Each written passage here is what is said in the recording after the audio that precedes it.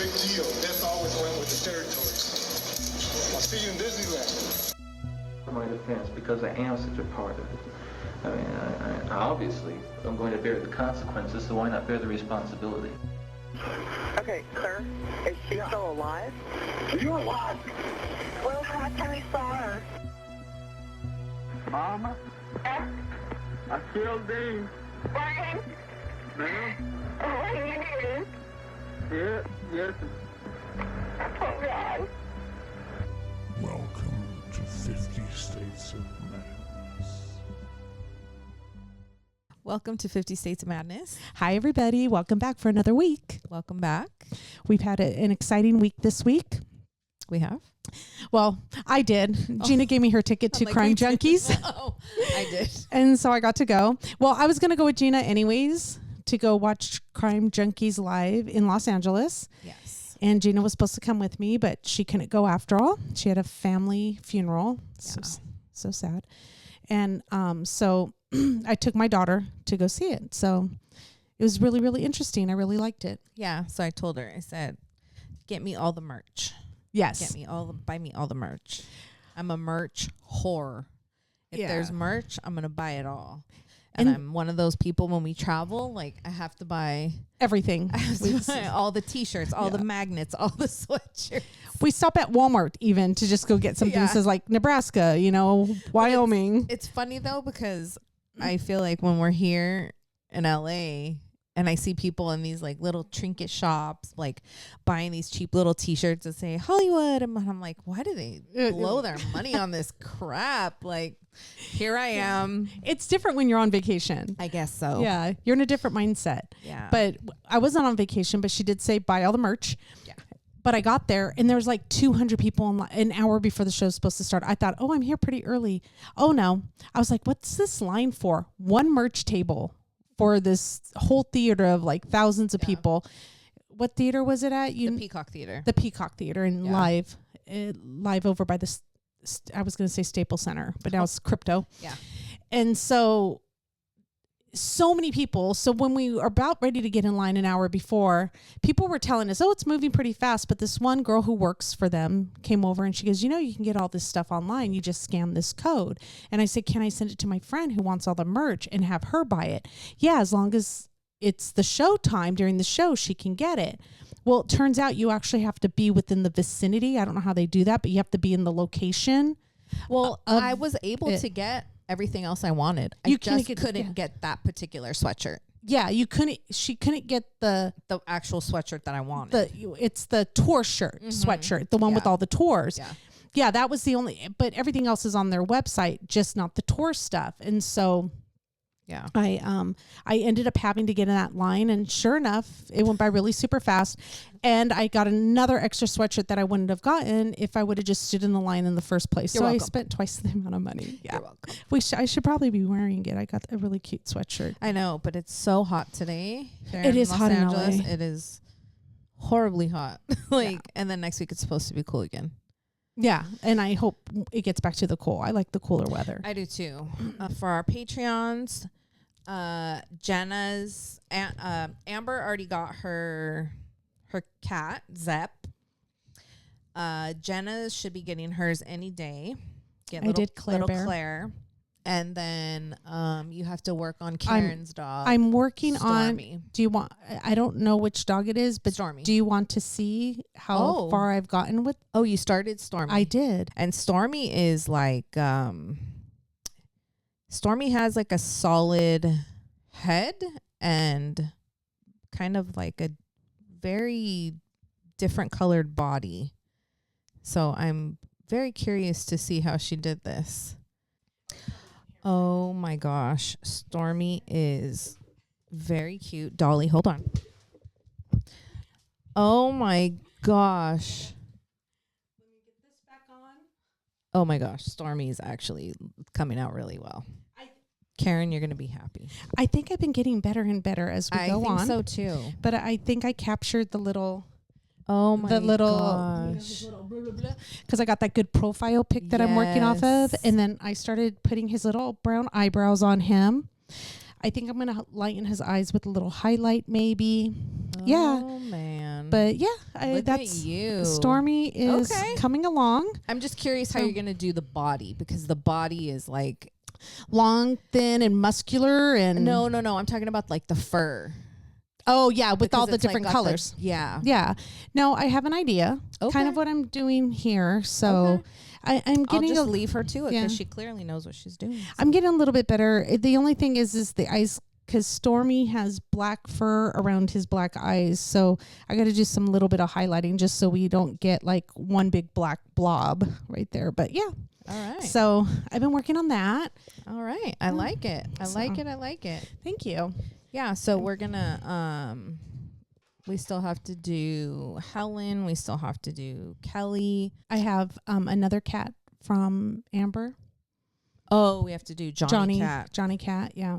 Yes. So I have the pictures. I'm slowly. It takes me about 2-3 days when I'm really working really good on it. So I get one done about a week. I don't know if you guys can see Dolly up here if she's in frame. Yes, or you not, can. But The back of her head. I wish she would turn around so you guys could see. And if her. you can see the top of her head, she got attacked by my other grand doggies. But about 3-4 weeks ago, Gina told me about this show that you have to watch. You have to watch the show. And I said, okay, I'm going to watch it. Shout out to George, my friend at work, because this is like the second or the third documentary that he's turned me on to. He said you got to watch it. Yeah, he's the one that actually sent it to me. So I watched it 3-4 weeks ago, and we were supposed to record on it, but a lot of interesting shit happened along the way. You know, Gina, being friends with a serial killer, crap like that. So that kind of got in front of it. Life happens and things we had to report on first. So yeah, the name of the documentary. so this is kind of what we're doing, shoot the shit on, because it was a really interesting documentary, and it was a mystery, but it wasn't quite a crime. Like, it's not a crime. It was just a mystery that they were trying to figure out, and they eventually figured it out. What was the name of the TV show? So the name is, I believe it's called God Knows Where I Am. It's really sad because it focuses a lot on mental health, and obviously this woman, her name was Linda Bishop. Obviously she was really, really, really suffering, and the doctors failed her. I believe everybody kind of failed her. It's a very unfortunate story. So Linda developed a severe mental illness when she was in her late 40s, which is quite late. Usually you don't develop something in your 40s like that. It's kind of something that you've had. But I'm wondering if time. menopause has something to do with it, because I'm learning through Oprah that menopause is attributed to everything. Okay, But go on. yeah. So for any of you people, I don't know what our demographic is, but I'm pretty sure it's there menopausal are women. Yeah. Oprah Just like us. has a show on Hulu, and Shannon and I, it was so funny because I was watching it. I was laying in bed watching it, and I text her, have you watched this show yet?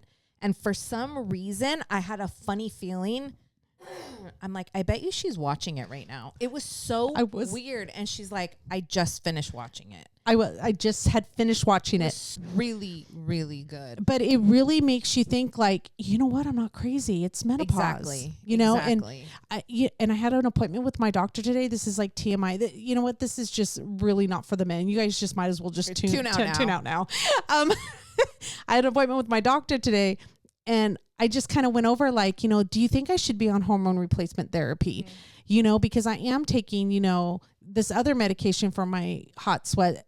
And he's like, it's, pros and cons, the cancer risk with hormone replacement therapy, and he just kind of was like, you know what, let's try, a cream, estrogen cream before we try like taking the patch or whatever. And he goes, if the cream, helps, then So that's where we're at right now with my menopausal journey. Thank you for listening and joining. Yeah. So I don't even know how this story turned, but go ahead. Yeah, Okay. and I mean, funny thing is, I was talking to my trainer today about my menopause. So everybody's just, It's a menopause world. When I think my that's, apologies, but it just happens, Yeah. But I'm glad we're talking about it, because we're going to shoot the shit on this a little bit, because for so long, like, even like women wouldn't admit that they were going through it because it, like, their age or whatever, and they wouldn't talk about it, or men would be like, oh, these women went crazy back They'd in the be day in their 40s. They would be Yeah. institutionalized because of their symptoms from menopause, just because of hormones. And men, I think, get it too, because their hormone levels drop also. Exactly. But their crazy is apparently different than our crazy, because we're vocal about it. Right. And So we're the bad guys. yeah, thank you. It's not them not putting down the toilet seat. Am I right, ladies? Right. That's getting on our nerves. These poor men, they're like, okay, I thought we were going to be talking about some kind of cool true crime stuff. Unsubscribe. No, please don't. I swear to God, we come out with some cool stories sometimes. Yes. But We'll get to the story. Don't worry. Don't worry. Jump forward. Put something in there that says, if you want to pass the menopause section, skip ahead. So, yeah. So, it was, so no, I'm glad that they're doing studies on it. They're looking at it because hopefully by the time our kids get it, there'll be a vaccine for it. Dear God.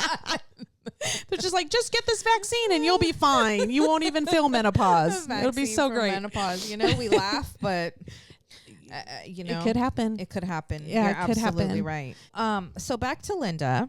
Linda was described by her sister Joan as being very smart. She breezed through her high school easily, earning A's. She traveled through Europe with friends and earned an art history degree. She married and had a daughter. So Linda was 5'7" tall. So she was, to me, she was tall. Anybody over 5 feet tall to me. So, She was average. That's actually a good height for a woman. It 5'7". is. Yeah. Oh yeah, you know how skinny I would be if I was 5 inches taller. Thank you. That's what I always say too. I'm like, Model status. if I was only 5 inches taller, yeah, Right? I wouldn't be in the obese section. Yeah. I still might be, but whatever. No, we wouldn't be. She had wavy light brown hair, blue eyes, and her life seemed blessed until she developed what doctors diagnosed as bipolar and paranoia. Linda's life began falling apart. She began acting strangely. She would disappear without warning, and she began self-medicating with alcohol. She got divorced. Her daughter went to live with relatives. When Linda flipped over her car early one morning while drunk, she was arrested and taken to the Stratford County Jail, where she got into even more trouble by throwing a cup of urine on a corrections officer. So clearly right here we kind of see like, okay, things are starting to spiral for Linda. This isn't looking good. Yeah. She was then charged with felony assault. And I'm going to question this, because if someone's acting like that, are charges good or hospitalization better? I think that's the question is, like, clearly if we know that she's suffering from mental illness of some sort, like throwing her behind bars is not going to do anything but exacerbate it. Like, let's get her the help that she needs. And obviously she's not the only case like this. Yeah. I'm sure there's multiple. So her sister Joan persuaded prosecutors to have her evaluated. Joan also petitioned to become her legal guardian. A judge, however, ruled against Joan, saying that Linda's condition didn't warrant it. So meanwhile, 3 different psychiatrists found Linda not competent to stand trial 3 times during a 2-year period. All this time, Linda refused treatment and steadfastly refused to take medication, although medication had helped her in the past. So you see this a lot also for anybody that's ever been in like I don't want to call it an asylum or a psychiatric hospital. I've never been in there myself, but I've been there to visit some students of mine. But I feel like all they do is medicate them. They're literally like zombies just kind of roaming around. Yeah, because I think they're trying to figure out the right dosage. So sometimes it's too much. Sometimes it's not enough. But I think if they get that perfect dose, of course, it might be good. But I think they overdose them when they're in these hospitals. Yes, but so they're no problem. That to say that I can understand why she wouldn't want medication. Yeah, because the side effects, as we know, we all watch TV, are worse than what you're treating. Yeah, sometimes it always ends with like and death. And death. Oh, yeah. Okay, well, good. I won't shit my pants anymore. I'm just gonna die. Like, you know, I always wonder about that too. It's like, you know, like something so silly, like, you know, I don't know, like, oh, eczema, you know, you can take this medication, but you can get cancer, liver problems, and death. And I'm like, I think I want itchy skin. Yeah, it Like- just doesn't. So I can, you know, you can understand why she might not have wanted to be medicated. Sometimes though, I think they think they're okay. Like to them, 100%. they're looking at themselves like, what's wrong with me? There are people standing right here talking to us. Okay. Because you can't see them doesn't mean they're not there. Well, and funny story, I've kind of dealt with anxiety for my whole life, but I went to the doctor one time and I said to him, like, I think I'm going crazy.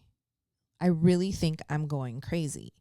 And he said, Gina, crazy people don't think they're crazy. Yeah. And No. I said, oh, okay, doc. You know what? You're right. Yeah. I'm not crazy. But I'm just feeling it. yeah, you know, it's anybody who's, you know, dealt with anything like that, I'm sure can relate to what I'm talking about. But Yeah. so Linda finally was involuntarily committed to the New Hampshire State Hospital. The commitment was up to 3 years, but the hospital released her after 1 year. There was no point in her staying because she refused all treatment and took no medication, which was her legal right. So she was just basically living there For free.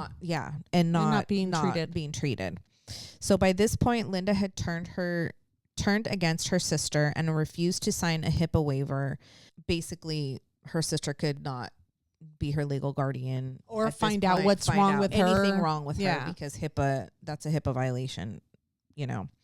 So Linda was discharged from the hospital without Joan's knowledge. The first Joan learned about it was when a Christmas card that she mailed to Linda 5 months earlier was returned.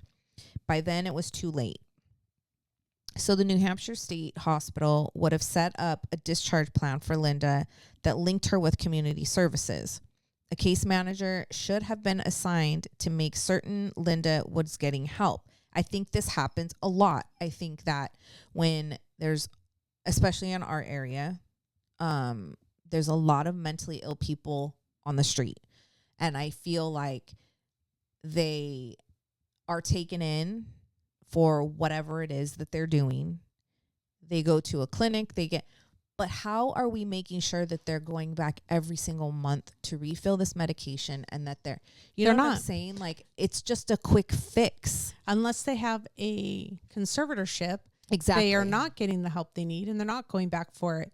I have a person who lives in our area who likes to run naked through the streets and gets picked up by the cops, gets whatever. I don't even know if they get him arrested, take him to a hospital, whatever they do, but he's back out at it again, doing his nudie run around the neighborhood. Yeah. And he's known for doing his little naked run. Did it just happen recently? Yes. Okay. And Yeah, I he's heard been about it. Yeah, he's been doing it quite on occasion. Yeah, because we'll have people coming into our store talking about it. Yeah, I heard about it. Yeah, and he does it quite often, from what I understand. But he's not getting the help he needs. But he doesn't think anything's wrong with it. So just, you know. Yeah, saying. I mean, yeah, it's very sad. It's extremely sad. How freeing could that feel? Like, just like, you know what? I don't got to put on clothes today. I'm going to take a jog. I don't know. I see the pull. I don't know. Okay. Well, Thank you. if you guys see Shannon, It wouldn't happen. you heard it first here. It wouldn't happen because I'm sane, but Yeah. No, you I know. get it. Yeah. And I take my medication regularly. yeah. That's the key. Me too. Yeah. Lexapro for the win. Yeah. So, and we joke about this stuff, you guys, obviously, but this mental is health isn't. It's a very serious matter. But obviously, if you've watched our show before, you know that that's kind of how we deal with, you know, a lot of traumatic things, is to just find humor in it. But truth be told, like, I'm on anxiety medication. Shannon's on anxiety medication. So, yeah, I mean, we've both dealt with, you know, things the majority of our life, and both going through menopause at the same time. And, you know, it's just, it messes with you guys. It does. It messes The with big you. man upstairs really knows how to keep our life entertained. Right. So, Whether that be an alien that you believe in, I just say, big woman upstairs. I don't know. Little woman. I don't want to offend anybody. Whoever it is. Whoever it is. Whoever's putting this big joke on us. Yeah, exactly. The Matrix, I don't know. The, what is it called? The, oh my God, what do they call it? The simulation. The that we're simulation. living in? Exactly. The simulation. Yeah. I'm starting to believe, guys, Excuse that me? this might all just. Can you change my body, please? Yeah, It's about right? time. Yeah. So Linda obviously didn't want the help because she put down a fake address when she was asked by the hospital and the officials where she was going. And she continued to refuse treatment even though doctors knew she was ill. In short, there was no outpatient treatment, no follow-up to ensure that Linda was getting help. Linda literally walked out of the state hospital mentally confused, and no one paid any attention to where she was going. So sad. And And what month is this? Because I think that plays a very important role. Because I think it's in the right. It's going into the summer into fall, I think she kind gets of there like in August or September. Yeah, September, like kind of going into the fall time. Yeah. And this is up north Yeah, in in New on the East Hampshire, Coast. Yeah. Yeah. Oh, another New Hampshire story. Her sister Joan said upon her release, she had no money, no housing, and no aftercare. And which, again, I think this happens a lot. So Linda just basically disappeared. Eventually, Joan would learn what happened after her sister was discharged, and she would learn it from an unusual source, from Linda's diary. After leaving the state hospital, Linda walked several miles and then broke into an unoccupied farmhouse that had a for sale sign in the yard. It's such a cute house. It was an adorable house. And it was right near a road with neighbors. It wasn't like it was, neighbors weren't as close as we are here. No, but you could can see the houses and the freeway and the highway. And they actually said in the documentary that the people that lived like kind of catty corner, they could see straight into that house. yeah. So she was in there for months at this point. I'm going to read just like a couple of her Diary entries. little entries, Were they like in her little booklet? Yeah. She found like a notepad and a pen, and so she would just write daily, basically what she did, her thoughts, how she was feeling. So on October 7th, she writes, "Finally feeling caught up on my sleep. Nice and warm last night under an orange ripcord bedspread and big piece of red and black wool upholstery material. Found some crab apples yesterday afternoon. Can't figure out how to put electricity on. Otherwise, could wash clothes and take a bath. I saw Orion's belt outside the window. Cardinal and chickadee on lilac outside of window. No, I can't walk far without kneeling over. Apples are good, but they only have 80 calories apiece.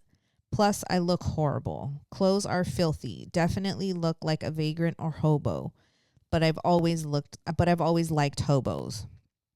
So this is just kind of the stuff that she writes pretty much every day. There are a few days that she skips, but as time goes on, she's pretty much only living off of these crab apples. That's all I remember her talking about. She's just getting the apples. That's it. And she's wondering what she's going to do after she can't get apples anymore. Yeah, because she's pretty much just starving at this point. So she's squatting in this home that's for sale that no one goes to visit apparently because the owners of the home live a couple hours away. Yeah. Because I think it was a family home and somebody passed away, so they inherited and so they wanted to sell it. And they kind of relied on these neighbors that were kitty corner to like alert them if they see anything weird, but those neighbors never did. Right. Yeah, which is shocking to me. On November 27th, she writes, "A lot of hair comes out each time I comb it, probably because of my diet. Please, God, only let there be a week left. I need a shower and food." December 3rd, she writes, "Tomorrow, last day of apples, no signs of rescue." Who is she expecting to be rescued from? I mean, she can literally walk out of this house and go across the street and ask for help. Remember, like they were asking, like, why didn't she just go to the neighbors? I think as she started to deteriorate, obviously her mind was kind of, and she wasn't, she was obviously suffering from paranoia and all this before, but she, in her mind, thought that this man that she had met years ago was going to come for her, and if she left the house, he wouldn't be able to find her. And so that's why she was staying in that home, and she was waiting for this man, and she refers to him in her journals as her husband or a boyfriend, or something of the nature, because she did have a husband who was abusive. Correct. And then she got away from him, and she was divorced. Him. But so that's why she's not leaving the house, is because in her mind that if she leaves and he gets there, he can't find her, and then he'll leave without her. So and it's sad how much that she talks about him like this is like a real life thing playing out in her head, And this guy has no idea she's even thinking of him. No, not at all. December 18th, she writes, "This is my 13th day without food. I fell yesterday when coming in from getting snow for water. Hurt my left knee, shoulder, and cheekbone. Writing this lying down. Only time I feel good is when I'm sleeping because then I forget." Because it's getting colder and colder, because New Hampshire, it's not warm, and she can never get the electricity going. Right. So she's trying to stay warm in this house when there's snow outside. Right.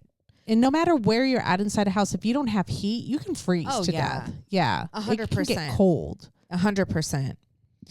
Eventually, she passes away. The end of her journal, you can see how it gets shorter and shorter. Her writing looks different because she's literally just fading away. Yeah. And before she even passes away, the owners of the home do come and check on the house every once in a while. Yeah. And at one point, she writes in her journal about a time that they come to the house to visit, and she has to go upstairs into this one little room and kind of hide. And they heard her, and they thought somebody was in the house, but they didn't see anybody, so they ended up just leaving. And they just left. Yeah. So it's funny how she can live there for so long and nobody even know it. Yeah. That's a little creepy. So her body was found in mid-May. So yeah. And when did she pass away? In December? The coroner, or the last time the medical examiner estimated that she died around January 14th. Okay. And listed the cause of death as starvation and dehydration due to mental illness. So her body was found by people who had come by the farmhouse and looked in the window, and then they saw her in there and called the police. They were like interested in purchasing the home because they saw the for sale sign. And they saw a body laying there. Yeah. And that was in May. So. What a shock if you have this home and you actually read an entry where she's like, somebody's visiting, and you're like, that was me. Yeah, exactly. Right. I thought I heard somebody.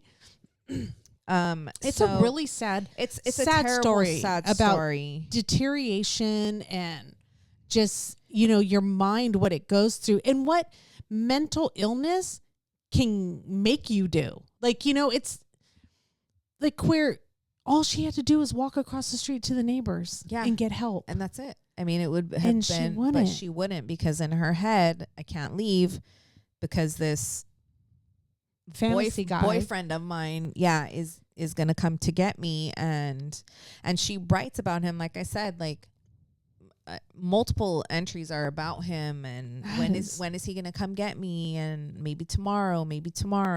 And she was just in her 40s, right? Yeah, which is really, really sad. Yeah. So the police gave her journal to her sister Joan. After reading it, she decided that Linda had thought someone was coming to rescue her. She often fantasized about a man who she had met years ago, but she had to stay in the farmhouse or else he would not be able to find her.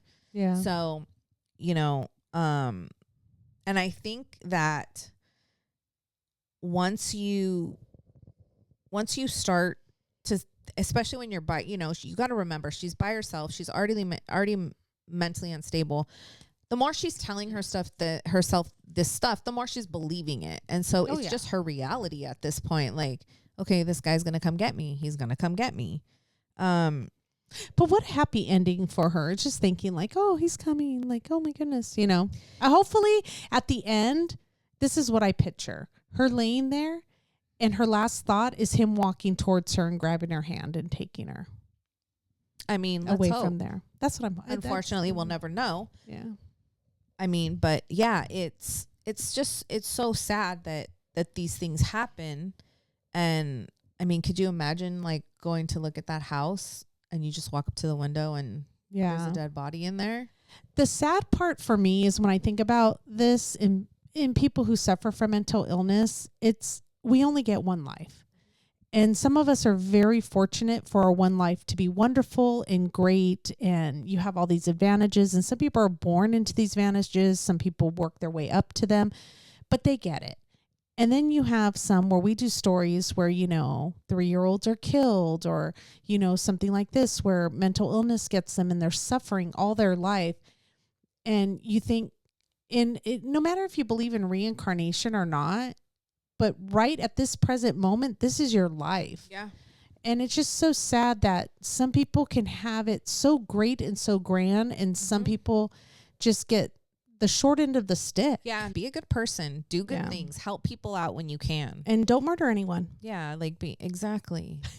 That's basically where we're coming at. We do believe in that amendment. What is it? Amendment? Commandment. We do believe in that. Amendment. We believe in that amendment. We believe in that amendment and that commandment. There's Dolly. She's very, very gentle. Thank you guys for listening, and we'll be back next week. Have a good one. Bye. Bye.